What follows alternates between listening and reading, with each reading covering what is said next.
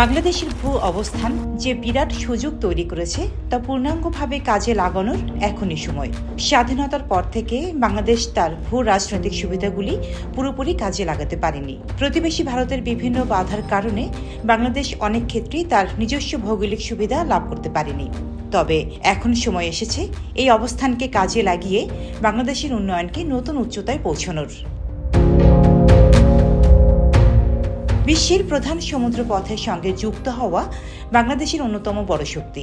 বঙ্গোপসাগরের মাধ্যমে বাংলাদেশে রয়েছে বিশাল সমুদ্র সীমা, যার আয়তন 1,18,813 বর্গ কিলোমিটার। এই সমুদ্রপথ সরাসরি আন্তর্জাতিক শিপিং রুটের সঙ্গে যুক্ত, যা বিশ্ব বাণিজ্যের প্রায় 90% জলপথে হয়ে থাকে। বিশেষ করে বঙ্গোপসাগর দিয়ে প্রায় 60% মেরিটাইম ট্রেড পরিচালিত হয়। এটি বাংলাদেশের জন্য এক বিশাল সুযোগ এনে দিতে পারে যদি দেশের সমুদ্রপথটি কার্যকরীভাবে ব্যবহার করা যায়। বিশ্বের 44টি ভূবেষ্টিত দেশ যাদের সমুদ্র বন্দর নেই, তারা বাংলাদেশের সমুদ্র বন্দর ব্যবহার করতে পারে। বাংলাদেশের সবচেয়ে বড় সুবিধা হলো এই দেশগুলোর জন্য চট্টগ্রাম বন্দর অত্যন্ত সুবিধাজনক। যদিও ভারতীয় শিলাগুড়ি করিডোরের কারণে বাংলাদেশ তাদের এই সুবিধা পুরোপুরি কাজে লাগাতে পারেনি, তবুও সময় এসেছে এই বাধাগুলি দূর করে এগিয়ে যাওয়ার।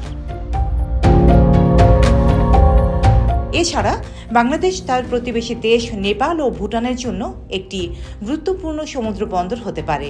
নেপাল ও ভুটানে কোনো সমুদ্র বন্দর না থাকার কারণে ভারতের ওপর নির্ভরশীল, তবে বাংলাদেশের চট্টগ্রাম সমুদ্র বন্দর তাদের জন্য সবচেয়ে সুবিধাজনক। বাংলাদেশ শিলাগুড়ি করিডোর সম্পর্কিত প্রতিবন্ধকতা কাটিয়ে তাদের বাণিজ্য সম্পর্ক আরও শক্তিশালী করতে পারবে।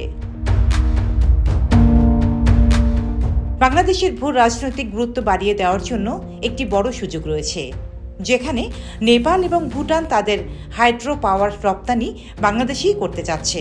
এই ক্ষেত্রেও শিলাগুড়ি করিডোরের মাত্র 30 মাইল পথের অনুমতি দিলে বাংলাদেশ তাদের সঙ্গে সরাসরি বাণিজ্য সম্পর্ক স্থাপন করতে পারবে।